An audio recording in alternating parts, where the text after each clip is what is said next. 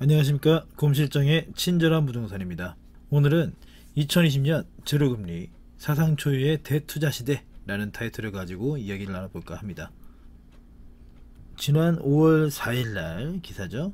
하락장에도 주식 사기 바쁜 개미들 1조 7천억이나 쓸어 담았다고 하죠. 어떻게 보면 지난 3, 4월 달에 코스피가 떨어졌음에도 불구하고 우리나라의 개미 투자자들이, 흔히 얘기하는 개인 투자자들이죠. 이 사람들이 외국인들이 팔아들었던 걸 막 다 사들이면서 동학개미라는 호칭까지 얻었고, 이 열기가 5월 들어서도 가라앉지 않고 있다고 합니다. 이날 코스피 시장에서 개인 투자자는 주식 1조 6,983억 원치를 순매수했다고 합니다. 거래소가 관련 통계를 집계한 1999년 이후 역대 최대라고 하죠. 그러면 지금이 역대 최대로 좋은 주식시장인가요? 그렇지는 않죠. 사실 여기에는 학습 효과가 대단히 큰 역할을 했다고 생각합니다. 지금까지 IMF라든가 그리고 서브프라임이라든가 이 사태를 겪으면서 사람들이 경험을 하죠. 코스피가 바닥을 쳤어요. 근데 이게 회복을 하더라고요. 뭐 급락 이후에는 급등이 있다라든가 여러 가지 있겠죠. 특히 이 중에 우량주, 이번에 이 동학개미 사태에서 대표적이었던 게 삼성전자였죠. 이 우량주들은 그래도 망하지 않는다, 떨어지지 않는다, 이런 믿음 때문에 이쪽에 쏠리면서 굉장히 많은 분들이 이 삼성전자부터 시작하시는 분들이 많더라고요. 어디 삼성은 적어도 망하지는 않을 거 아닌가, 뭐 이런 믿음이 있지 않을까 싶습니다. 사실 틀린 판단은 아니죠. 사실 이거 터지기 전에요, 이건 지난 두 달쯤 됐죠. 지난 3월 13일에 금요일 해가지고요, 이때 어마어마했었습니다. 주식이 완전 박살이 났었죠. 오랜만에 서킷 브레이커가 발동이 됐었죠.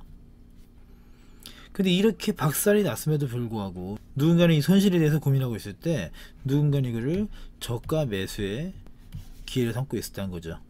이전까지 경험이 있었으니까요. 많이 떨어지면 또 많이 올라간다는 게 있었으니까. 아까 3월 13일에 터졌잖아요. 근데도 4월 달에 나온 기사인데 진격의 개미 주식 계좌가 한 달에 86만 개가 늘었다고 합니다. 그리고 3월 한 달 동안 11조 이상의 또 순매수를 했다고 하죠. 근데 이때 저도 사실은 계좌 개설을 해본 적이 있었어요. 그때 그 3월 13일날 피해 금요일을 할 때 많이 떨어지면은 많이 만들겠구나 싶은 분도 있고, 나중에 제가 강의하거나 이럴 때 좀 보여주기 위해서 비대면 계좌 그냥 스마트폰으로 만드는 거 그냥 해봤더니 사실 1시간도 안 걸려서 뚝딱뚝딱 만들어지더라고요. 사실 이것도 안 걸리죠. 몇 분 단위면 만들어지죠. 그러면 이 정도 편의성이 있다 보니까 계좌 개설하는 게 어려운 게 아니죠. 누구나 만들 수 있고 스마트폰을 어느 정도 만들 줄 알면 만들 수 있는 게 계좌인 것 같습니다. 그래서 주식이 뛰어들기 되게 좋더라고요. 굉장히 다양한 어플들이 있었고 그냥 누구나 참여할 수 있는 그런 상황이었습니다. 그러다 보니까 누군가는 재미로 그냥 1, 200만원 넣고 하시는 분도 있고, 누군가는 몇백만원, 몇천만원 가지고 투자하시는 분도 있고요. 또 누군가는 대출까지 받아다가 투자하시는 분도 있죠. 어쨌든 간에 중요한 거는 이전까지보다 가장 많은 관심을 받고 있는 시기가 지금이라는 뜻입니다. 근데 이게 비단 주식에 대한 뭐 장점이라든가 주식에 대한 뭐 호기라든가 이런 것도 있겠습니다만, 이거 뛰어들기 시작한 시기 자체가 요 12, 16 이후에 부동산 대기 수요들이 더 이상 부동산에 들어가지 않고 이게 딴 거 뭔가 좀 해봐야겠다, 그렇다고 은행에 들어갈 수는 없으니까 주식 좀 해봐야겠다 하시는 분들 상당히 많았거든요. 자, 보시면 동학개미들이 쏟은 이 많은 돈 과연 어디서 왔는가. 예금 적금 더 이상 들어가지 않죠. 1%도 안 되는 금리, 이것만 보고 들어갈 수는 없고요. 부동산 같은 경우도 사실은 좀 불안불안한 게, 요즘에 부동산 전문가라는 사람들의 전망들이 있죠. 전망들이 대부분 다 하락세를 보이고 있기 때문에 굳이 이 시점에 내가 다시 부동산을 들어간다, 글쎄요, 좀 망설여질 수 있겠죠. 물론 지금도 굉장히 가장 많은 사람들이 부동산으로 들어가고 있습니다만 예전 같지는 않죠. 그중에 이제 일부 자금들이 주식시장으로 들어왔다, 이런 얘기들이 있었습니다. 개인 투자자 순매수 20조, 고객 예탁금 47조, 미국 우량주 직구 3개월 새 15조. 직구가 유행하다 보니까 미국 우량주까지도 직구를 하게 되네요. 그래서 흥미로운 그래프를 하나 보자면, 개인 투자자들의 움직임을 보시면 쭉 왔다 하다가, 그죠? 쭉 오다가 2019년 12월 달에 요때 강력한 12, 16 대축이 발표되고 나서요, 그때 이후로 확 갈립니다. 물론 그것만으로 된 건 아닐 거고, 요때쯤에 신종 바이러스 있었고요. 이때 대책이 있었고요. 요 시기를 넘어서 갑자기 쭉 치고 올라가기 시작하죠. 시중에 있던 돈들이 이쪽으로 좀 들어왔다라고 볼 수 있을 겁니다. 그럼에도 불구하고 코스피 같은 경우는 이렇게 떨어졌다가 이렇게 많이 사니까 그나마 좀 복구가 되는 그런 모습을 보이고 있습니다만, 글쎄요, 저는 이게 그렇게 자연스러운 현상이라고 보지는 않네요. 그래도 어쨌든 우리나라의 일반 개인 투자자들이 더 이상 꺾기 어렵다 생각했던 외국인이라든가 기관들에 대해서 좀 대항했다라는 그런 의의는 충분히 있다라고 생각을 합니다. 요거는 주식 외에도 또 유가에 대한 부분도 있죠. 사실 저는 요 4월 11일 날요, M포탈에 이게 실시간 인기기사 1위더라고요. 우리나라가 언제부터 원유에다 투자하고 이런 거에 되게 관심을 많이 가졌지 싶은 생각도 들었을 뿐더러 내용 자체가 좀 서글픈 내용이죠. 1억 태웠는데 30% 손절, 원유 상승 웨이팅했다가 멘붕 온 개미들, 요렇게 기사가 나왔었고 원유까지도 막 뛰어들어서 투자를 하더라. 근데 그럴 수밖에 없는 게 지금 일단 재테크 시장 자체가 굉장히 좀 들끓고 있습니다. 어쩔 수 없는 부분이에요. 일단은 기본적으로 저금리에다가 신종 바이러스 부분, 이런 부분 때문에 더해져 가지고 재테크에 대한 관심들이 굉장히 증폭이 됐습니다. 기본적으로 이것 때문에 예금 적금에 대한 관심들이 거의 없어졌고요. 그리고 이것 때문에 주식시장이 박살이 나고 이러저런 사태가 발생하면서 뭔가 좀 저가 매수의 기회, 뭔가 내가 좀 치고 올라갈 수 있는 기회, 이런 걸로 보시는 분들도 많아졌다는 얘기죠. 사실 이거 뭐라고 할 수도 없는 게 지난 12월 달에요. 지난 12월 달에 문재인 정부가 2년 새 땅값이 2천조가 올랐다 라는 기사가 나온 적이 있었습니다. 물론 이거는 뭐 좀 체크는 해봐야겠죠. 경실련이라고 불리는 이쪽에서 주장하는 거기 때문에. 그리고 정동영 민주평화당 대표 같은 경우에는 참 아이러니한 게 뭐냐면, 이 민주평화당이 가끔씩 이런 걸 얘기를 해요. 부동산 관련해 가지고 뭐 문재인 정부가 땅값이 올랐네, 집값이 올랐네, 이런 얘기를 되게 많이 합니다만, 국회의원들 개인들 재산 체크를 해보면 여기가 평균이 가장 높아요. 1인당 거의 12억 정도 이상의 부동산 자산이 있는 데가 이 민주평화당입니다. 아까 좀 자기들도 부동산 많으면서 이거 가지고 좀 얘기하는 게 좀 그럴 수 있죠. 자, 그래서 그건 그거고, 땅값이 2천조가 올랐습니다. 그러면 일반 국민들이 생각했을 때는, 야, 저 지주들은 아무것도 하지 않았는데 2천조라는 불로소득이 생겼습니다. 이게 우리나라의 국민들이 열심히 해야지 GDP가 늘어나는 것만큼 늘어나느냐면 또 그렇지가 않다란 말이죠. 그냥 불로소득이 훨씬 더 규모가 큰 게 문제가 될 수밖에 없습니다. 이게 끝이냐? 그렇지가 않고, 이것도 마찬가지 비슷한 시기에 이제 발표된 거죠. 서울 아파트 시가총액이 1233조다. 문재인 정부 들어서 435조가 늘었다. 이런 기사가 발표가 됐었습니다. 다시 이제 매일경제부터 해가지고 이제 꽤 많은 기사들에서 발견이 됐었죠. 2017년 4월 달에 문재인 정부가 이제 딱 임기 시작하고 나서 쭉 왔는데 이만큼이나 올랐다. 근데 이거는 문재인 정부가 계속 규제 강화 정책을 했고 이런저런 정책을 발표했지만, 그럼에도 정책이 실패해서 올라간 게 아니라, 부동산 정책이라는 거는 그 앞에서 여러 기업을 계속 깔고 해서 진행되는 거거든요.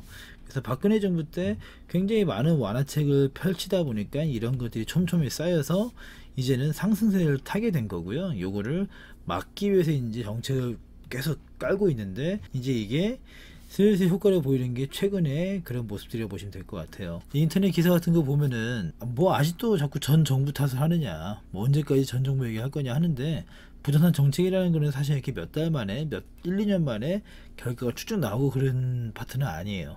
자, 아무튼 중요한 거는 뭐 그런저런 거, 뭐가 이런 거 뭐가 필요해요. 이런 것들이 사람들이 볼 때는 이만큼의 집값이 올랐다는 게 중요한 건데, 얼마나 초조합니까?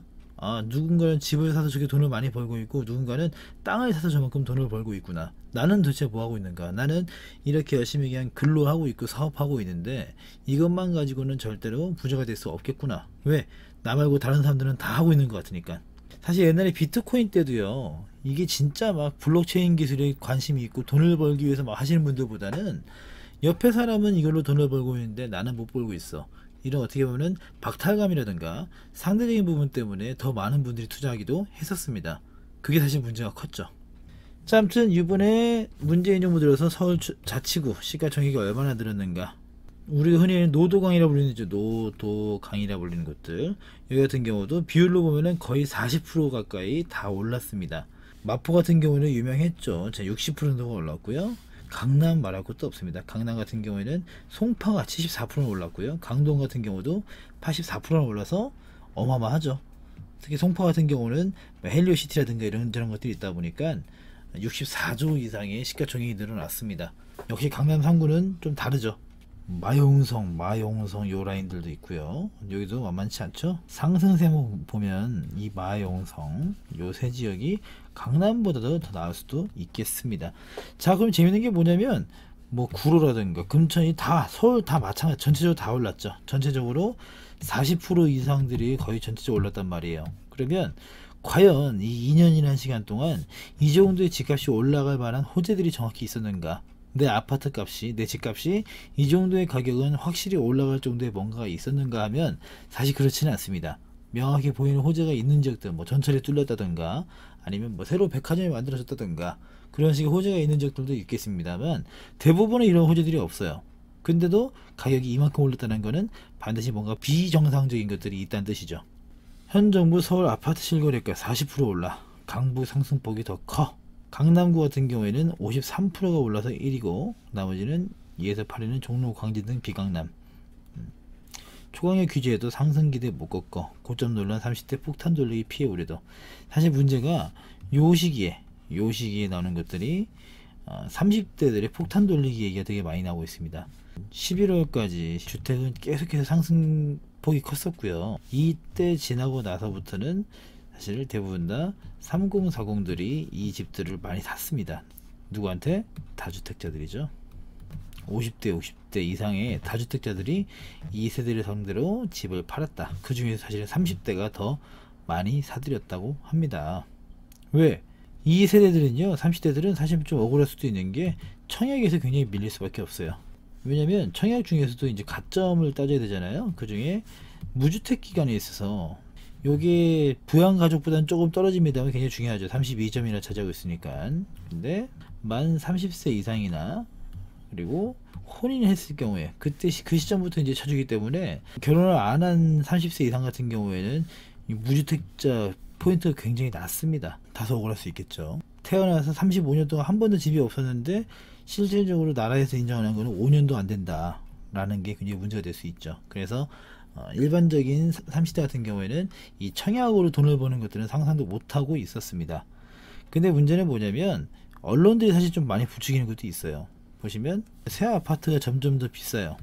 새 아파트가 헌 아파트보다 가격 상승률이 2배 이상 차이가 납니다. 근데 여기서 새 아파트 살려면 어떻게 해야 됩니까? 청약을 넣어야 되죠. 청약을 넣어야 분양을 받을 수 있고 하는데 이 새 아파트를 살려면 청약 가점이 안 되는 게 문제인 거예요. 그러니까 청년들 입장에서는 너무 억울하죠. 내가 살 수 있는 것보다 내가 못 사는 게 2배 이상 더 많이 올라간다고 하면 좀 억울할 수밖에 없을 겁니다. 자, 보시면 올해 4월달 기사죠. 입주 1년 서울 새 아파트 분양가보다 2억 5천만 원이 더 올랐다. 내가 분양받고 보통 아파트는 30개월 정도 잡습니다. 30개월 정도 공사를 한다 생각하고 그러면 이제 이거저거 다 하면은 한 3년 잡겠죠. 3년 돼서 입주를 하게 되면 1호부터 1년 안에 평균치가 2억 5천이 올라간다는 거예요. 어마어마하죠. 근데 이것도 그나마 이게 2020년 4월달 얘기잖아요. 근데 작년까지는 지난해 3분기만 해도 집값이 급등하며 새 아파트의 분양가와 실거래 간 차이는 4억 961만원까지 벌어졌다. 대단하죠. 그나마 떨어져서 이 정도인 거예요. 그러니까 뭐냐면 아무 재능이나 아무런 능력이나 아무런 노력 상관없이 내가 그냥 가점이 돼서, 물론 이 가점, 청약 가점 쌓기 위해서 필요한 노력을 절대로 깎아내릴 수는 없습니다.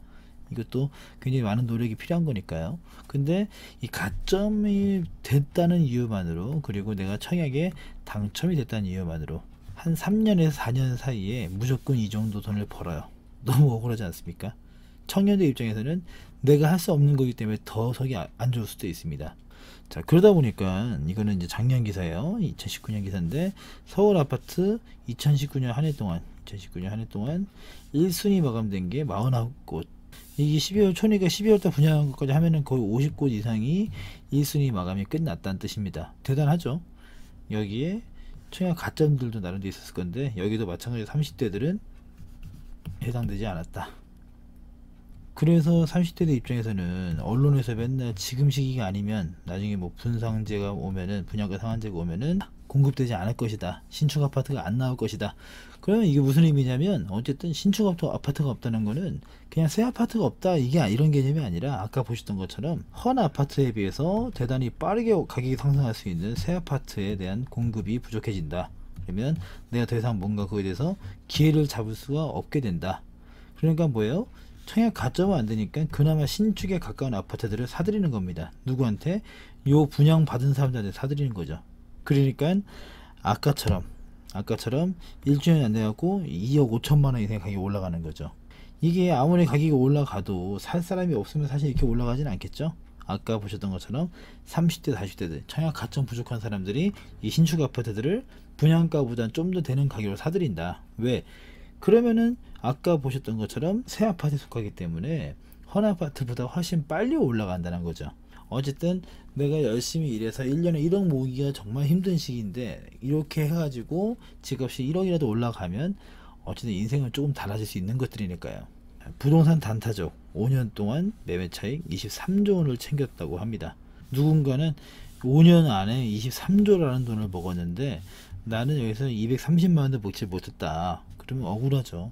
거기다가 요즘에는 유튜브라든가 그리고 뭐 뉴스라든가 여러가지 통해서 정보를 받을 수 있단 말이에요. 누군가 갭 투자한다는 정보라든가 이런 것들. 심지어 최근에 PD수첩 이런 거 보면은 연예인들이 건물 사들일 때 법인을 활용을 하고 무슨 뭐 대출을 활용하고 이런 내용들이 많이 나오다 보니까 이거를 또 흉내내는 사람이 되게 많다고 하더라고요. 자, 아무튼 누군가는 이렇게 돈을 많이 벌고 있고 누군가는 그 돈 번 내용들을 보도를 하고 있고 누군가는 그거 보면서 속상해하고 있다란 말이에요. 이 사람들한테 무조건 집이 하락세니까 무조건 안 되니까 너 하지마 라고 말할 수는 없다라고 생각을 합니다. 왜? 다른 사람들이 돈을 버는 걸 너무 많이 봤기 때문에 내가 열심히 일하는 것만으로 가능한가라는 부분 때문에. 그렇다고 내가 지금 일상이라든가 이런 것들을 포기한 상태에서 무조건 재테크만 하는 건 당연히 그릇된 거죠. 근데 내가 연봉이 5천 정도인데 재테크 해가지고 뭐 예를 들어서 3년 동안 1억 5천 정도의 수익을 얻었다. 그러면 따져보면은 1년에 5천 정도 되는 거죠. 그러면 이 연봉에다가 연봉만큼이 더해져 가지고 뭔가 좀 삶이 좀 더 윤택해지는 부분들이 있을 거예요. 이걸 위해서 뭐 이거저 연끌을 한다든가 영혼까지 끌어모은다든가 과도하게 뭔가 좀 부담을 갖는다든가 이런 경우에는 문제가 될 수 있겠지만 내가 적절하게 수익을 낼 수 있는 곳에 투자를 해서 이 정도 수익을 낸다고 하면 저는 재테크는 꼭 필요하다고 생각을 합니다. 자, 2020년 재테크 시장은요 사상 초유의 제로금리로 인해서요 이게 이전까지는 0%대 금리는 거의 없었죠. 지금 0.75%포인트로 떨어져서 한 달, 두 달 넘어가고 있습니다. 그러다 보니까 현재 예금 적금 같은 경우에 연 1%를 찾기가 되게 어려워요. 뭐 이거저거 가입하고 특약하고 하면 1%가 넘어가는 게 있습니다만 대부분의 이제 예금 상품들은 1%가 잘 안 되는 경우가 많죠. 이게 1% 나온다는 게 1억을 넣어두면 1년에 100만원 나온다는 거죠. 그나마 그것도 세금 떼면 또 좀 서글픕니다. 이거를 12개로 나눠보면은 뭐 한 달에 8만원 남짓하게 나오는 것밖에 안 됩니다. 그러다 보니까 예적금에 의존하지 않는 사람들이 굉장히 많아졌어요. 부동산, 주식, 유가 여기저기다가 다 한번 돈 넣어보고 이러도 보고 좀 따기도 따고 그러고 있습니다만 이 사람들은 그냥 지금 투기하면 안 돼 그냥 열심히 살아 그냥 소비 더 많이 하고 이렇게 하고 살아 라고 말할 수는 없습니다.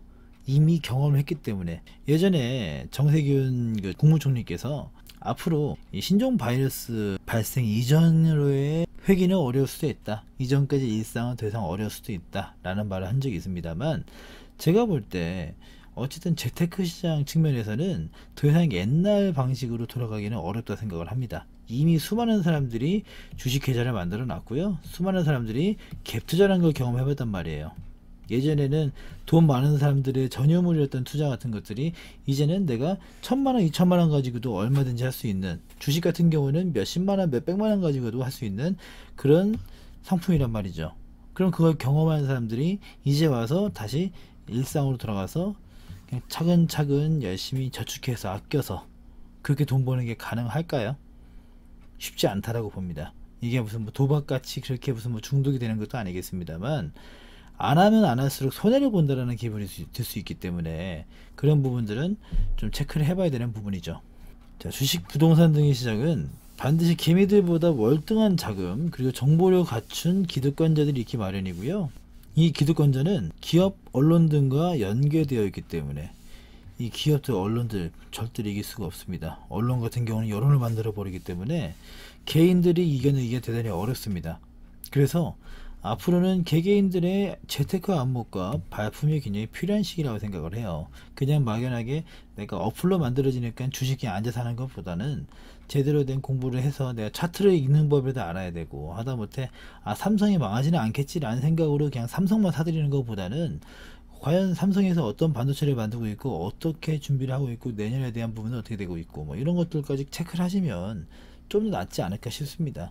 어쨌든 우리가 이 투자를 통해서 적어도 5천만원 뭐 1억 뭔가 좀 이 수익을 기대하고 하는 거잖아요. 사실 요 정도는 어지간한 사람들이 연봉과 다를 게 없습니다.